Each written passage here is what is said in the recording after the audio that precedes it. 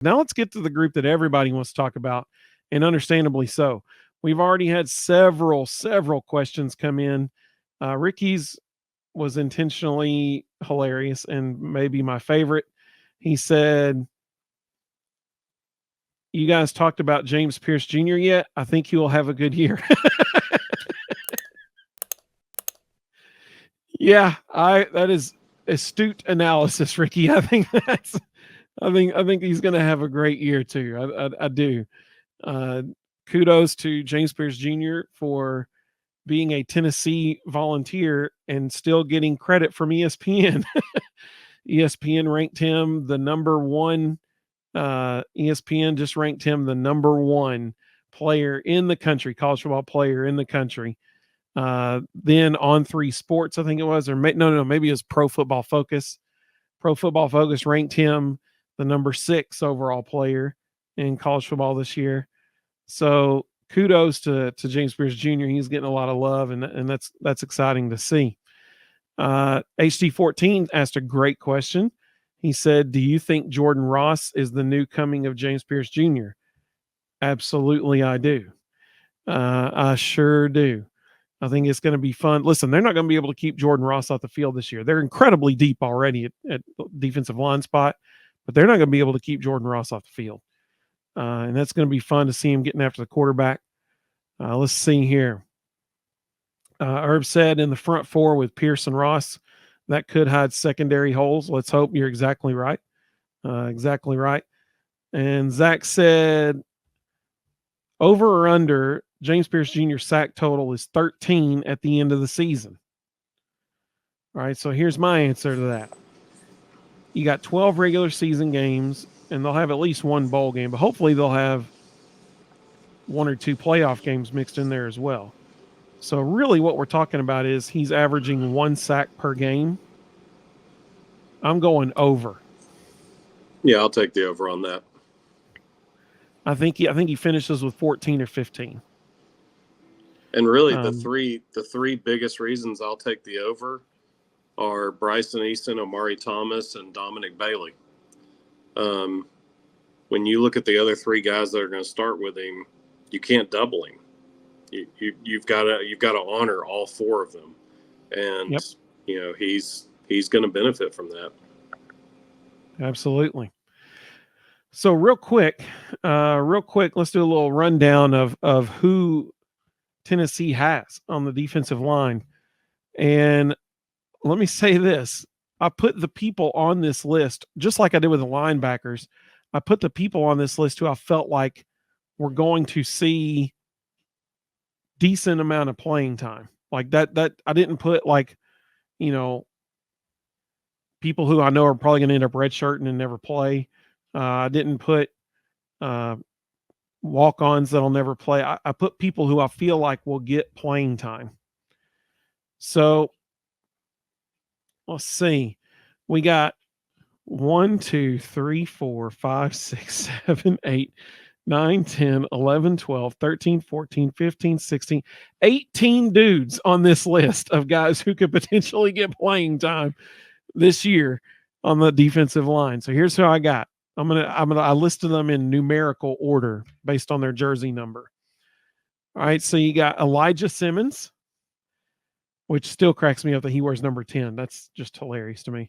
Tyree Weathersby, Joshua Josephs, Bryson Eason, Omari Thomas, James Pierce Jr. I've heard good things about him. I think he's poised for a good year. Jordan Ross, Jamal Wallace, transfer, Caleb Herring, Tyree West, Jackson Moy, another transfer who is really impressing some people in fall camp right now. David Hobbs, Omar Norman Lott, Kellen Lindstrom, true freshman, may not see the field very much, but I think you'll at least see him at the end of UTC, Kent State, UTEP, maybe Vanderbilt. He'll get his 4 games. He'll get to see the field in 4 games and then redshirt. Dominic Bailey. Rustin mentioned him a minute ago. That's a redshirt senior this year. So he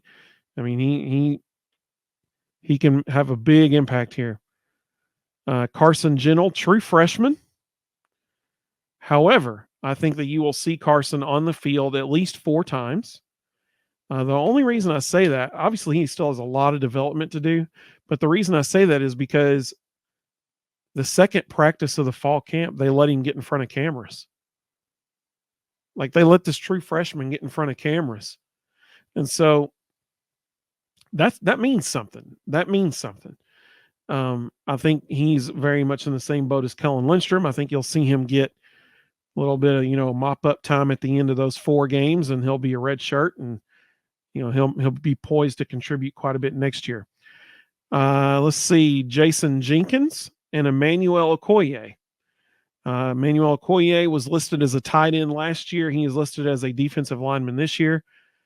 Dude is freakishly athletic. And I think they're just going to be like, hey, man, go be athletic and get the quarterback. I mean, I think that's literally what they're going to tell him to do.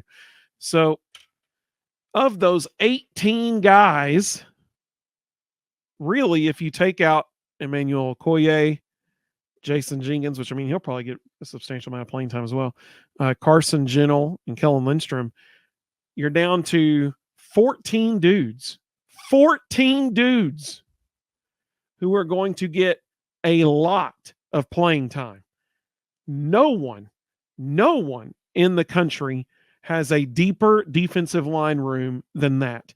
That is hands down the best deepest defensive line room in the country. I mean, like, that 14 dudes deep that they can run out there.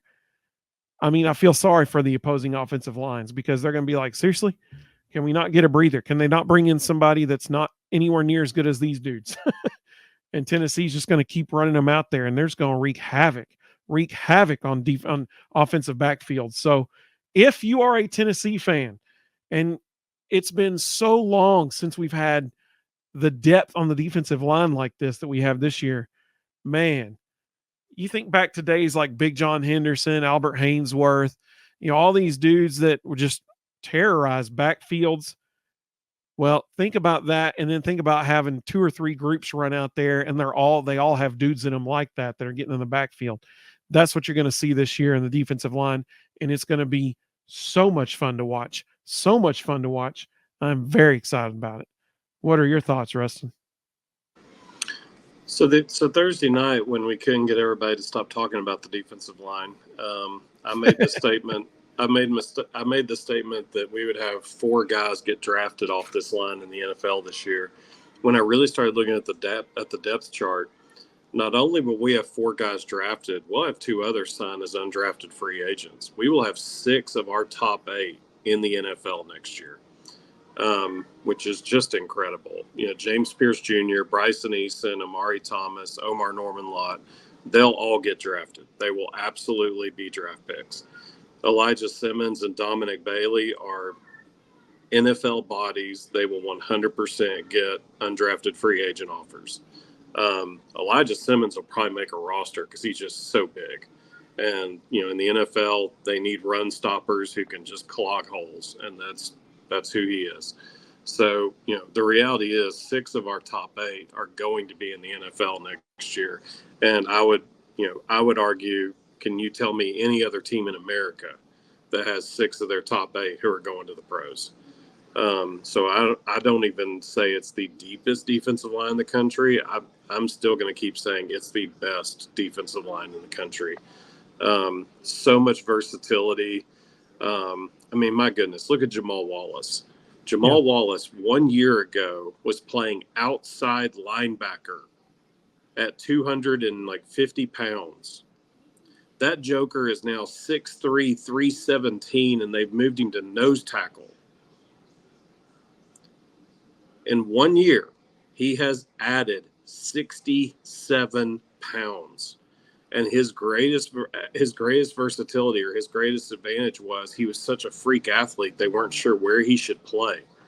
So they took a guy who was playing outside linebacker, added 67 pounds of mass to him, kept his athleticism, and now he's going to go just be a freak nose tackle who's going to be impossible to block because his feet are so good and he's so athletic. That's the kind of thing that Rodney Garner can do. it's going to be fascinating to watch what they do at the Leo position, because they got James Pierce Jr., then Joshua Josephs, then Caleb Herring, then Jordan Ross. How long does Jordan Ross stay fourth on the depth chart? What do they do with Caleb Herring when Jordan Ross starts beating him out? Does he move to linebacker? What happens there? I think you forgot one guy, Nathan Robinson, is a redshirt freshman who they were very high on last year. I would say right now he's ahead of Carson Gentle and Kellen Lindstrom on the depth chart. He's got a big future. Tyree West is another guy that they're very high on. I think Jason Jenkins probably will be in the first 12. I think he's in that rotation because he fits the position that Tyree West and Dominic Bailey, that true defensive end position. Jason Jenkins is that guy. He's just like the two of them. So, Jackson Moy, I'm still wondering why Jackson Moy transferred, unless it was for next year. He was like, I just need 1 year under Rodney Garner with significant snaps and I'll go pro. Because that's a guy who played almost every down for Stanford. He's probably in the third string at Tennessee. Like, he's got so many dudes ahead of him. He is buried on the depth chart. It's just a wealth of riches. Well, so it's good. I'm glad you mentioned Jackson Moy. So he had a press conference, and they actually mentioned this, and he mentioned it. He said, and I think it was Brent Hubbs mentioned it as well. When he came here expecting to redshirt. Like, that was the thought. He was coming here to sit behind all these dudes in the interior of the defensive line this year, and then be the guy really next year, the standout guy. And he's impressed so many people that they can't keep him off the field. like he's going to be playing this year. They can't keep him off the field. So he was named to the, I didn't even know this was an award, but I do now. So Tennessee had 3 guys who were all named to the Samoan College Football Player of the Year award watch list. Yeah. And the 3 guys were Nico Iamaleava, Keenan Peely, and Jackson Moy. And so, that people are expecting him to have a big year now. Well, it's going to be in limited snaps because he plays the same position as Bryson Easton and Omar Norman Lott. So, he ain't going to be out there that much. But he can get some good reps in depth. And then next year, those 2 guys will be gone. Those 2 guys will be in this year. So he can walk right into that starting defensive tackle job as a senior and be fresh because he just won't have taken many hits this year. Let's see here.